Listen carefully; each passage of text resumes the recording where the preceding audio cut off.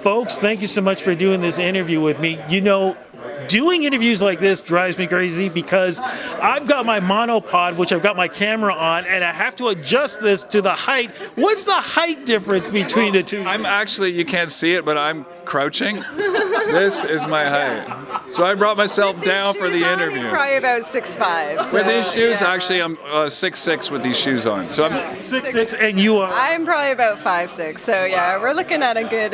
Well, with these boots, I'm 6'4" normally, but these shoes, they're like hiking boots, right? So they're You're giving me problems. Stay warm, man. But here's the thing, though. Forget about with the camera and everything. You guys are giving us great music. You're part of Indie Week. How does it feel being part of something that doesn't just celebrate Canadian music, it's celebrating music from around the world? Oh, it's amazing. Like, I mean, I feel like if you're listening to music that just comes into one pocket or just what you're being fed like on mainstream radio, you're missing out on so much. Like, you know, the music that's out there is so vast. So it's great to be part of a festival that really like doesn't only celebrate all the great music that we have in Canada, which we have a ton. Like this city is just, I mean, this country is just filled with talent. Oh, that's what Canada is about. But it's multiculturalism, great to, and Daryl, the founder of Indie Week, keeps up in the game every year by getting more people here and there. And now he's got festivals on the other side of the world. You know, he's doing so. It's really getting amazing. Like every year, he ups the game on that. And especially with the showcases we've had, even on like opening the party night and everything, like he's just showing the diversity and.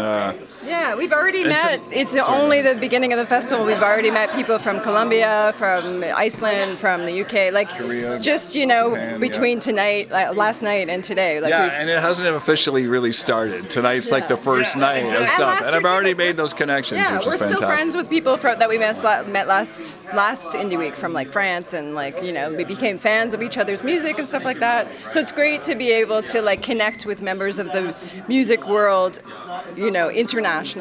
Now, originally, you and I know each other. If you want to let the folks know where we know each other from. So originally, you emceed a Live at City Hall event that I was part of that was in connection with Sing the Toronto Vocal Arts Festival. Yes. And I was doing, I have another project called Alyssa Vox Raw, which is, when I do the Sing Festival, it's all a cappella because it is an a cappella festival, but I also loop, instruments, synth, guitar, drum machines, what have you. So that is where we first met, and that was a great. This gentleman wasn't there at the time, though, was he? He was in the audience. And I was actually just starting my photography career, so I was talking to Katrina Latt, who was photographing the event, and I was talking to her about concert photography that I wanted to get into it. And within that time, I've been published by Henry's Canons. I shoot for the Junos, Music Counts, Music Canada, all the crazy stuff. So that was kind of a catalyst that night. So I kind of remember you and her playing that and that whole thing because it was one of those main nights besides the Danforth when we saw the Kills. That was the other photography night. So then how did this collaboration come together? Well, it's funny. We've been together, known each other for like 9 years. We've, done collaboration or two with each other's projects because we both have multiple projects. But it only really dawned on us like maybe 2.5 or so years ago to join forces because we're both big fans of rock music at heart. And the main project I was doing at the time, Alyssa Vox Raw, and also I have a reggae project called Rude Boy Rude Girl. Obviously, neither of those were really lent themselves to the kind of rock that I was really kind of like in my soul wanting to do. And I decided at the time I've been a percussionist for 15 or so years, and I decided to really start focusing on drum kit. So we're like, well, let's do this thing. Like, you play kit, and he'll play guitar, and maybe we'll swap sometimes, and we'll say, like, we both sing. And so we just kind of came up with this very, very different from our other projects kind of project that has become like a force on its own. We had no idea what it was going to become or where it was going to go, what was going to happen. We're like, let's get back to rock. You love rock, I love rock. We have maybe slightly different influences and upbringings, but we have overlaps all over the place with bands that we love. And we generally love the same style. We just happen to be listening to this and differently. So we're like, let's see, what we can do. And just got down and started jamming. And I just pulled out a riff, and then she got a drum beat for it. And we're like, and then humming along. And what started as these little things just started like, wait. Oh my God, what's happening? We got something, and then the energy, then the tightness came with the band, and then the reaction from the audience. We're like, oh my God, have we just found, what we should have been doing all along? Yeah, I think the merge between like his influences, my influences, and also like just the personal dynamic that we have with each other, and the struggles we've gone through with our, being in the industry for so long, and with each other, like relationships are not easy. So we kind of bring all of that. We kind of bring all of that to the table when we play, and we just decided to do something where it's first and foremost for us. We're going to do what we want to do. We're not going to contrive or change or in any way compromise what we want to do for this. We're just going to do it, and we're going to. It's just become a very physical expression of everything that we have gone through together, and I feel like the audience has really responded to that, just because it is so like free and loose and like no holds barred kind of thing. So and we really feed off the audience response, and it becomes this cyclical thing where everyone's just kind of feeding off this growing energy and excitement in the room. So what do we have as a recording wise? What happened when this whole thing came together and you guys went in the studio? What came out? Well, what's amazing is a lot of people like have like 20 songs they kind of come up with. They're like, what ones do we want to do on the album, right? It's for us, it's like all the songs that kind of we created, we got a set. We liked every song. That we just like every song we're creating that we finish, we think is worthy to be on the album. So we're really lucky that we haven't whittled down. So we've been in the studio and recording, and we tracked the whole EP, which is sort of like an album because it's 8 songs. And we've already released our debut single and music video, You Got Me, and it was really powerful and magical. And we got just great people working on it in Toronto, like Juno Award-winning people. We got Vic Florencia, we got Rob Sanzo tracked it, and then Vic Florencia, Juno Award winner, mixed it, and then we sent it out to LA for the Howie Weinberg, who's got 200 gold records for Blood Sugar Sex Magic, Nirvana Nevermind, Soundgarden, Bad Motor, like every big album that you can possibly think of, The Cult, Electric, like he mastered all of that. So we were amazed to be able to get like a deal with him. And then our video was premiered by Exclaim, which was very exciting. And we did for have us a publicist. Well. We did it kind of together and made it happen. Our first attempt as a project together, to get Exclaim to premiere our video was really, What's the song about though? The song, well, it's called You Got Me. It sounds very much like, someone kind of being angry at someone who's kind of like, some sleazy person hitting on them in a bar, but it's actually kind of more about some of the things that are happening in politics. Same thing.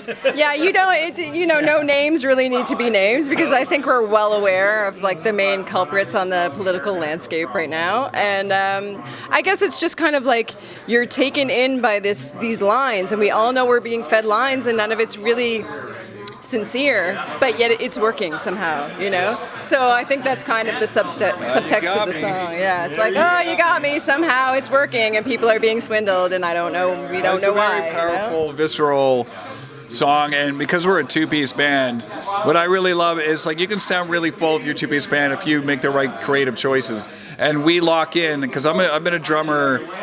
Like for a few years before I got into guitar, but my whole life I've done both, but I've always played guitar very percussively. So the combination we're smashing those drums like rock and roll, and I'm adding those riffs and stuff, it creates this like energy and this power that's kind of the core of our sound. And there's a lot of good bands out there that kind of combine those in different ways and stuff, but we can remarkably sound like a really full, amazing sound, but also be able to play tougher rooms. Some other bands the sound might be crappy because it's bouncing everywhere, but because I give space in between her drums and stuff, and I play with the beats of the drums, there's not this, no one's hitting power chords the whole time while somebody's playing a solo while somebody else playing a solo. It's very like, Rage Against the Machine really hits you because it's and like Audio Slave and those kind of things. I think we're both kind of percussive at heart. Even my looping project, because I was building my own beats, sometimes with actual beats and sometimes just with my voice. I use, even my voice can be used very percussively. So we both, I think, are kind of we really understand rhythm inherently in our soul. So rhythm is our thing. Like, I mean, she also has a 7-piece reggae band, so she knows rhythm. And so it really just come together, but it doesn't sound like one specific thing. We say garage rock, but it really has influences from everything. Like 2020, what's happening? So we are embarking on releasing our full album, which will probably be, we're going to be releasing it in the spring, but we're going to release. You're getting cut off there because you're crouching. I'm bending for the microphone. Bend for the mic, Ben. You'll move it. So we're going to be releasing 2 songs and videos before we release the full album in the spring. And we just got the final mix back from our second single, and like we're both audio, like we both have a background in sound engineering. Too into your own stuff. Mine was blown, and it was such a good end result that we're super stoked. Every single we want to release, we want to get better. Want the video better. Want the power better. So we picked someone really good to work with, and also very patient, because we're always like, we want this raised just 1 dB. We're sound engineers, so we know what we want. We want 1 up dB, you know, low cut filter or whatever, high pass filter, like whatever it is that, you know, that it needs. We kind of know the technical term because we mix our own stuff. We've done that stuff for years. So Social media, where do you go to follow you guys? So we have a website, queensandkingsmusic.com. On Facebook, we are Queens & Kings is our Facebook page. Our Twitter handle is actually like at Queens and then 3 Kings, because there you can't hashtag an ampersand. It's so frustrating. Yeah. Everyone wants to call us Queens AND Kings, but we actually go with Queens & Kings, but unfortunately can't include that in a URL or a hashtag. And then Instagram, I think we're just at Queens and Kings Music, Queens and then AND again, Queens and Kings Music. Yeah. Queens Guys, first. thank you so much. Thank you so much for the interview. And more importantly, man, thank you so much for A, crouching, and B, standing her up. There you go. yeah, there you go. Thanks. Keep an eye as a photographer. You know, I'm trying to frame this stuff. Thanks, guys. Thank Cheers. you so Thanks a much. lot. Really appreciate it.